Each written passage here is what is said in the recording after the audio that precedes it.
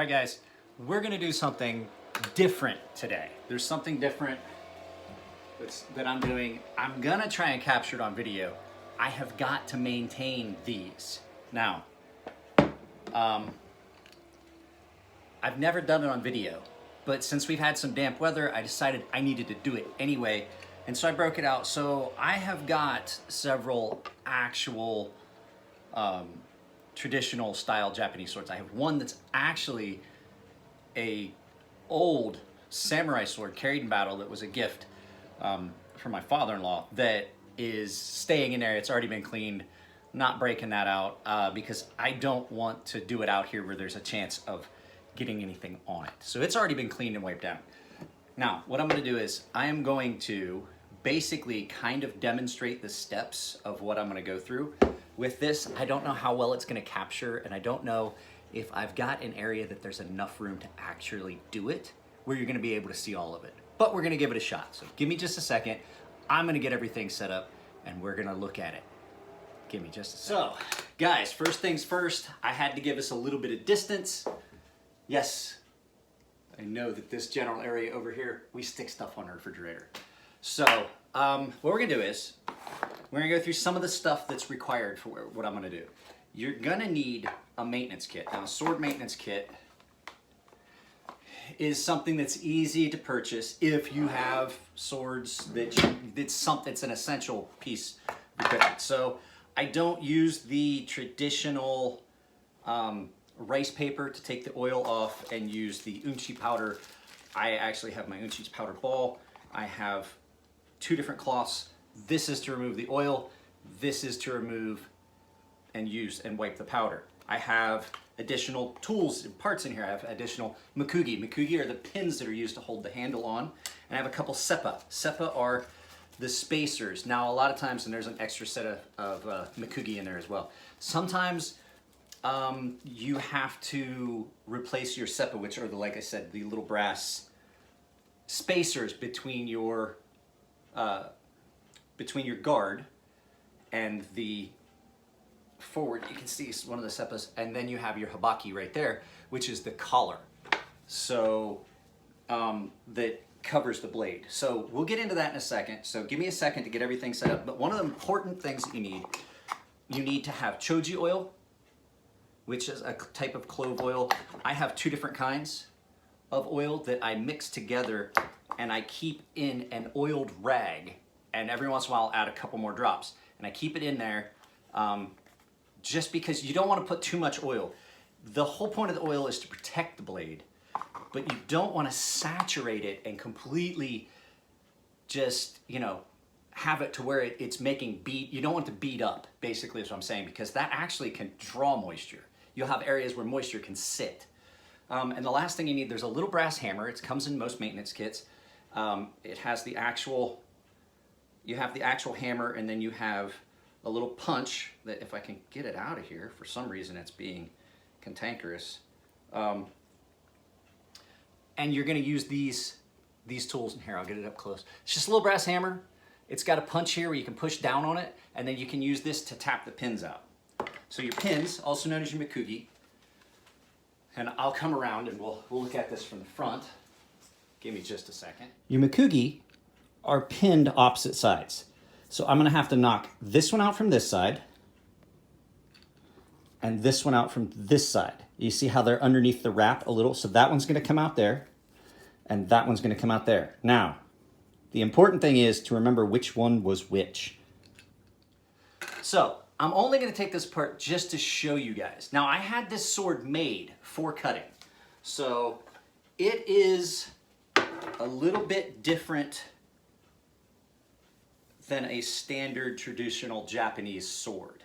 It has a different overall, and as you can see, I am getting some, you can't really see it as well as I can, I'm getting some red residue. It has been damp. And I actually have a little bit of corrosion on these. These are full carbon steel blades. So, we are going to wipe that down. We're going to hold this very carefully. And the first thing we're gonna do is we're gonna try and push from this one from this side and see if I need the, I am going to need the pin to tap it out. So we're going to use the little hammer and the little pin. We're just going to tap that.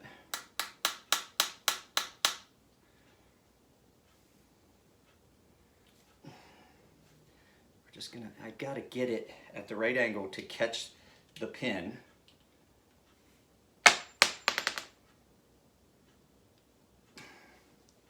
And sometimes, there we go, it's starting to come out.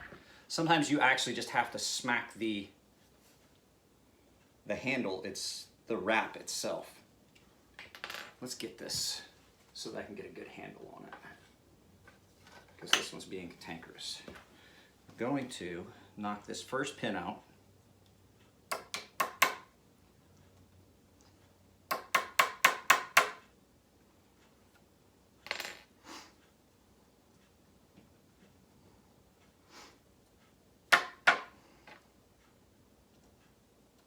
This one is really, really stiff. There it goes. So these are tapered. So like I said, this one is going to be your bottom one. So we're going to put that one there. And the next one we're going to tap out from the other side. And these pins go at an angle. So let's do the initial tap there.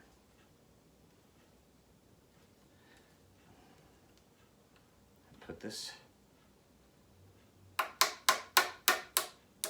We're just going to knock that out. And that's our, as you're looking at it this direction, our top pin. So we'll put that one here. So your next step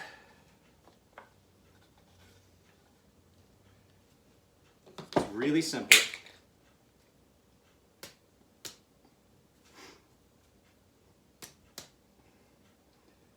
Now this one's tight. I haven't had this one apart for a very long time. Now, so sometimes there's another tool that you need, which I'm going to get right now because I haven't had this apart for a long time. So we're going to take a look at underneath the handle. So the other tool is a small wood mallet that's not going to damage anything, and we're just going to put a little bit of torque on that, probably with this little wedge. So what we're going to do is we're going to get this on here as such, and I'm just going to tap it.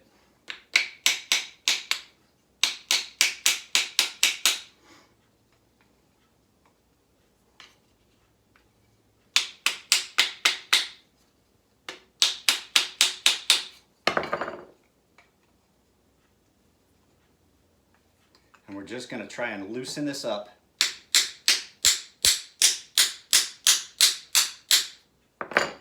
Just a little bit. I'm starting to get a little bit of a gap. Like I said, this sword has probably not been apart for a couple years.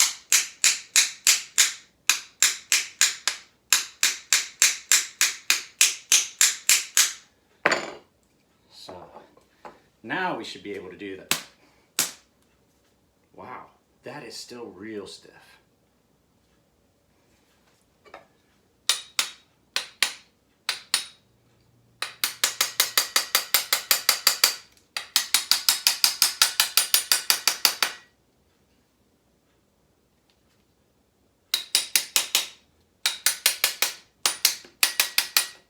This is why you use a wooden hammer.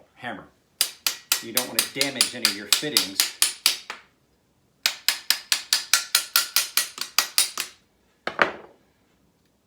So let's see.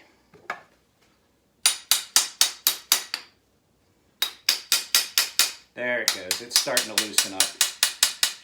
So this sword has not been apart for, like I said, at least a couple years.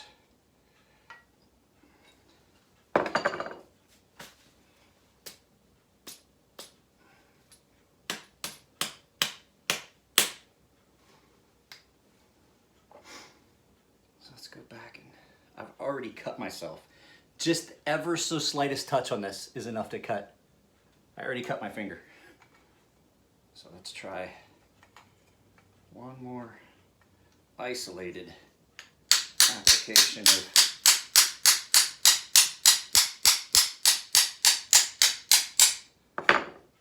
so let's see. I think we're getting close. I can see some of the file work.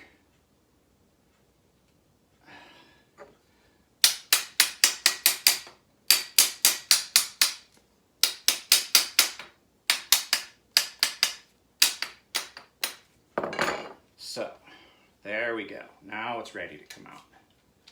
So, we're going to hold on to it with a rag. Like I said, you never want to touch the actual metal, your bare steel. So, this file work that I'm seeing inside here is what is providing the ability for it to stay on there like that. Now that I've got these off, I can then pull off all of the other hardware. So I had this sword made in 1998, and you can see the sword maker's mark. That's why you pull the handle off. This is the only reason we're doing this. I just wanted to show you guys. If you hang on a second, I'll turn this around. So you can see the sword maker's information. Only reason I took this off was just to show you guys that. And then there's a signature there that has the year of manufacture. I'm just holding it. So that is hand chiseled in. And you never clean this part. So let's get this turned back around. I'll put it back together and I'll show you how you actually clean it. But I just wanted to show you guys sword maker's signature. I can't read that. I would have to look very carefully, look it up and tell you. But you can see the Tsuba and the Habaki are right there. So now that we've got this apart, I am going to ever so gently stick this in. I don't want to stick this all the way in the saya, which is the scabbard. I just want to get it in there just to protect it. We're just going to sit it down. And we're going to look at the actual handle construction. So the handle construction, there is a neck that goes on it that sits there and, sorry, I just got a text. I'm just trying to see if it's a customer. Give me just a second. I know, unprofessional, right? So,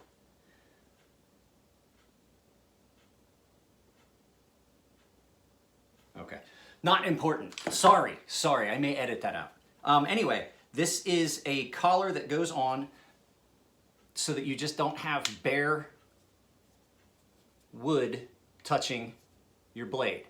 So this goes on, and then in here are what are called little furniture called minuke.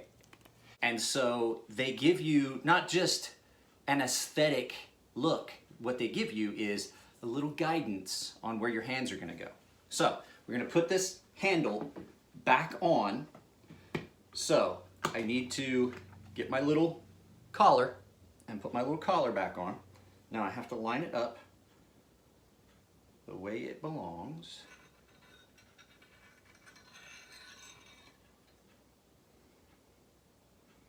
There we go. Now we're gonna put our handle back on. Helps put the handle back on the right direction. Now it's going to be tight, and it should be.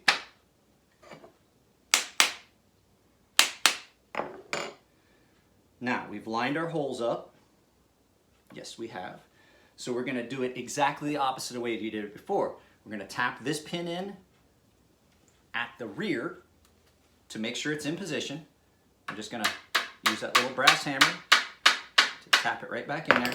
And so that we're not marring that that silk finish, we can actually use this as well and tap it in there good and tight. The other one comes in from the other side. Same way. We're just gonna tap it in with the brass hammer till we get down to the wrap so that we're not hitting that silk cord. and because it gets shiny. And we're gonna put this piece of wood, and if you look, it's shaped to fit in these little slots. Sometimes these go in a little easier than others.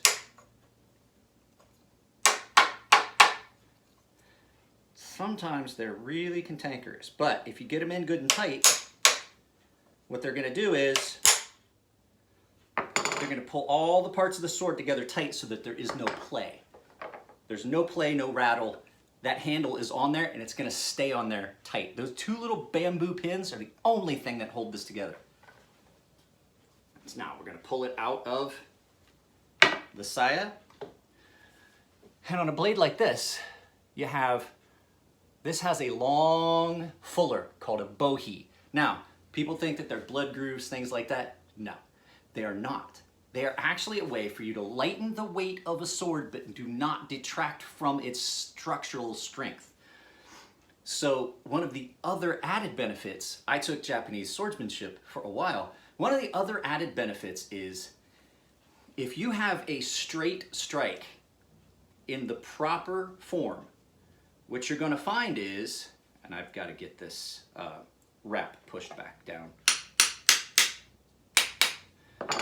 After that needs to come back down. Anyway, so what you get is if you get a straight strike, you will hear the air pass over and it'll whistle. It'll whistle in a specific way and you'll hear it. Now, if you cant the blade over, you only hear the air pass on one side. If you cant it the other way, you only hear it pass on the other side. And you're able to hear that as a student, and so is your instructor. So your bohee goes all the way to the end, and then down here, you have your actual true angled tanto point like that. This is a true tanto. So this is a piece of history that got turned into the American tanto. So you can see that. Now that's called a tanto point, but that's not always what it's called. That's called a kisaki. That's your kisaki, and that's where that angle changes. And what that does is it allows you to have, you can even see it on the spine, you can see where the material is actually a different polish. And that's that straight line where that angle changes. Now you can feel it when you pass your fingers, but it's not like an American style tanto where it makes that drastic shift. If you can see it, there we go. You can see it right there. It is an angle change, but your edge does not really get affected so much by that angle change. And what that gives you is a piercing point, because that's gonna be the main impact point. So, now that we've done that, we've taken the handle off, and I only did that just to show you guys, and that was more work than it should have been. We're going to wipe off the old oil, and we're going to inspect our blade. Now, if you're doing Japanese swordsmanship, what you will do is you will inspect for little chips, nicks, cracks, things like that, because you're going to be cutting tatami and bamboo and things like that. So this is not a folded steel construction. This is mono steel construction, but it is differentially hardened. So what that means is it has a true hamon. So that line you're seeing is a true differential temper line, and then it's been polished in a way where that has been, what do you want to call it? Accented and given a bit of a to stand out with that white is. Just like on a true Japanese katana. Nihonto is what they call it. So then, after you've wiped that off, you're going to check your oil rag just real quickly, because you want to be able to do this right after. You're going to take a little spot and you're going to see, do I have enough oil on my rag still? And I do, I can see. So I'm going to wipe that back off. You just want to make sure that you're able to grab that pretty much the second you take off the rest of the old oil and any corrosion, because it will rust that quickly. You get a fingerprint on it, it's there. So you take your ball of unchi powder, which is a abrasive powder, and you just tap it. About once every 1.5 to 2 inches.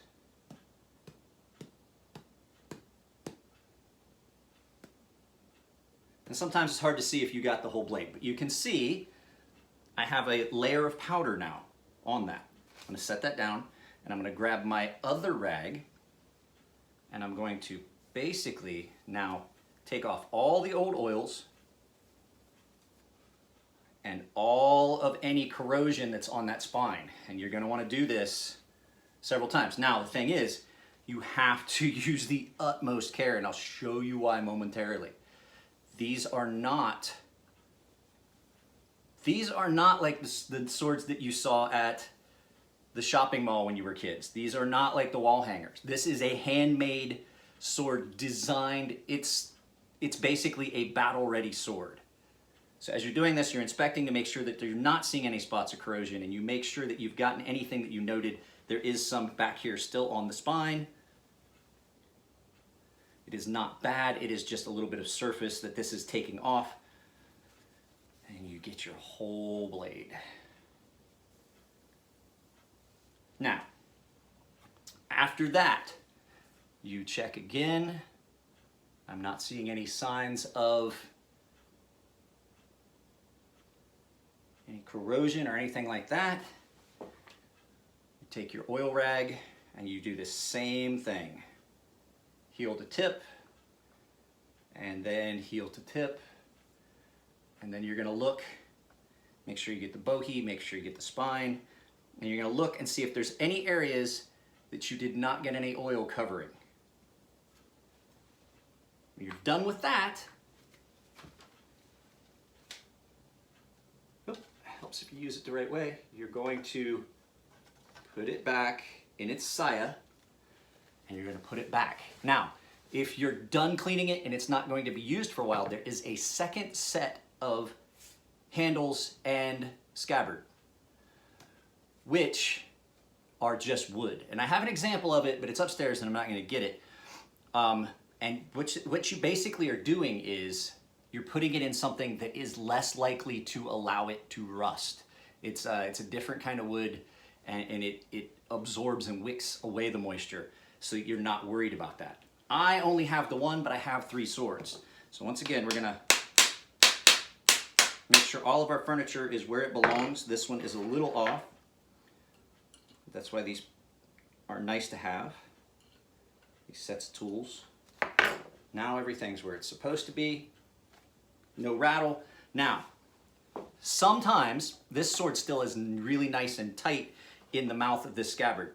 And that's mainly because after I got it, I had to send it back and get a piece of buffalo horn added to the top. You're not gonna be able to see the line, but there's a little line right there where I had that added. So the mouth of this has water buffalo horn to prevent you from cutting through at the mouth.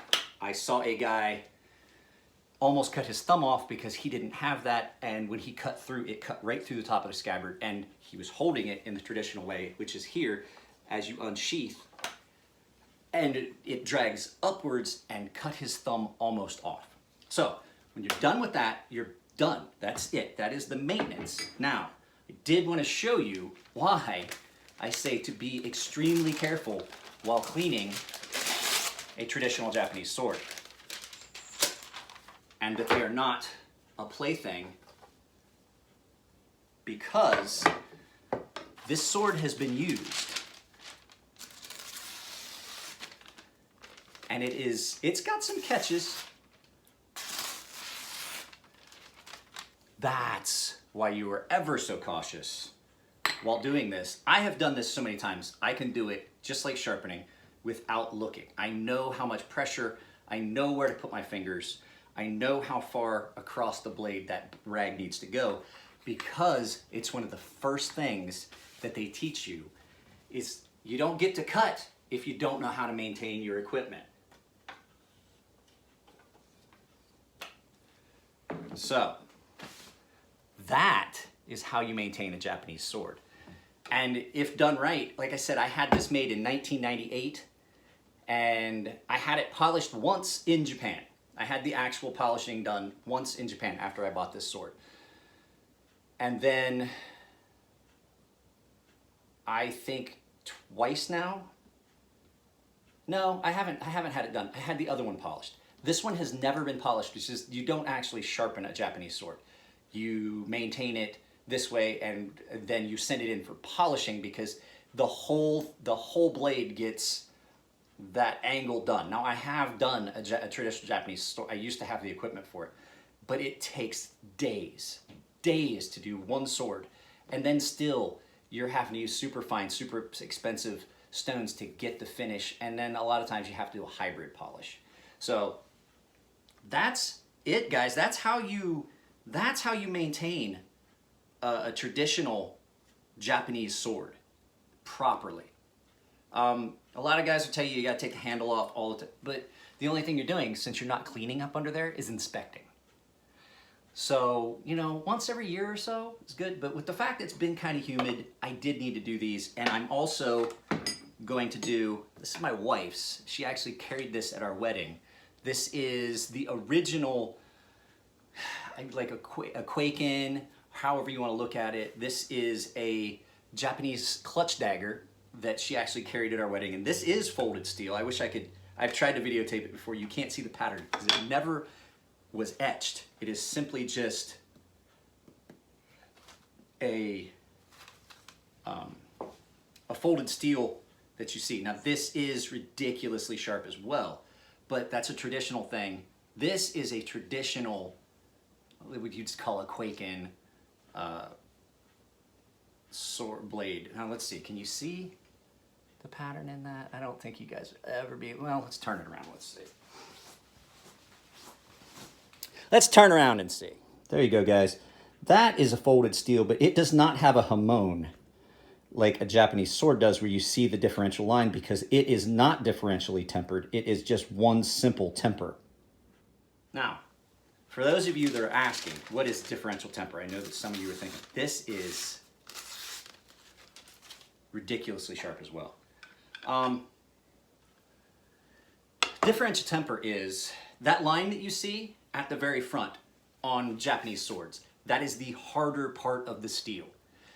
You want a hard cutting edge, but the fact is, if the whole sword is hard, you cannot, if you hit something, the blade's gonna break. So what you have is, they layer thick clay across the back and a very thin layer at the very front, and it makes a pattern that you can see in the steel, where there's two different types of steel. We have austenite and God damn it, can't think of it. But at any rate, you have a hard steel at the front and a softer steel at the back, and that allows the blade to have flex, but have the severely hard, sharp cutting edge, and it's the best of both. Now, a lot of times, like the sword that I have that was a gift, it is done in a fashion where there are two different steels, a hard steel, a soft steel, and they're still definitely differentially tempered, because some steels are naturally going to have more of the harder steel in them, the way that they make the steel in Japan. This is going to be a long video, I apologize. So, last thing you do is you check and inspect your saya, which is the scabbard. And you make sure that there's no cracks, no raised areas where it looks as though moisture has gotten underneath this black, extremely shiny black lacquer. You're looking for cracks, chips, things like that that you're going to need to repair. You also have, like I said earlier, this has still got a really tight opening. There's retention. As a sword gets older and it gets drawn more times, and I do believe that I did it once. Yes, I did it once already. What you do is you have to shim that. And to do it, you can see I've done it a couple times with my swords over the years. You cut yourself a small piece, you get a little bit of wood glue. You put that in there and you push it down as far as you can, and you put it on the spine here of the habaki, and you push it in and you see where that needs to be. So you'll see a spot where it needs to, and you cut off the excess and you just put it in there. So now you can see where it's touching. You glue that piece in and then let it dry, just sitting like this with a little gap.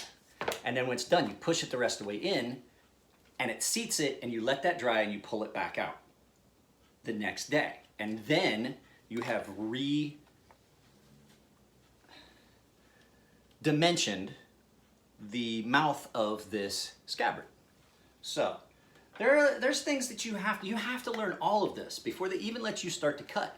You have to learn how to present your sword. You have to learn how to tie the knot that is required on your obi as part of your garb, where the sword goes through, and then you tie it across so it sits. That's why this one does not have that fancy wrap up here.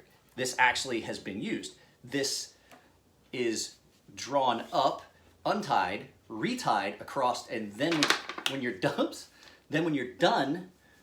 you retie this knot here at the end, and you keep that like that, and you put it back down in your sword bag. So, as traditional, this sword was not going to go back until it had drawn blood. I have never done sword maintenance and not cut myself. It's just a thing. It's a Japanese superstition, perhaps, but I'm not gonna lie to you. I put a lot of stock in it because I have yet to do maintenance on these and not cut myself. It's just a fact. So, guys, that's it. I know that was kind of, I'm in my kitchen. It's not the environment where I normally would do it, where I would have more room. I just can't film. I do it in my bedroom where I can lay everything out, and I get down on the floor and I do it, but you can't film in there. It's too dark, and you guys don't need to see my bedroom anyway. So, like I said, apologize, long video, but if anybody is interested in Japanese swords, let me know. I can talk to you about it. I can explain some of the things, what you're looking for, and what you're looking for when you buy a Japanese sword. Like I said, I had this sword made. Now, it was not made exactly like a Japanese sword. It's wider. This was made by Boogie Blades. Boogie Blades, I believe, uses a forge in China, but everyone there has been trained to do traditional Japanese sword making. So it's about as close as you're going to get without paying, $18,000, $17,000. I still paid several $1,000s to have this sword made.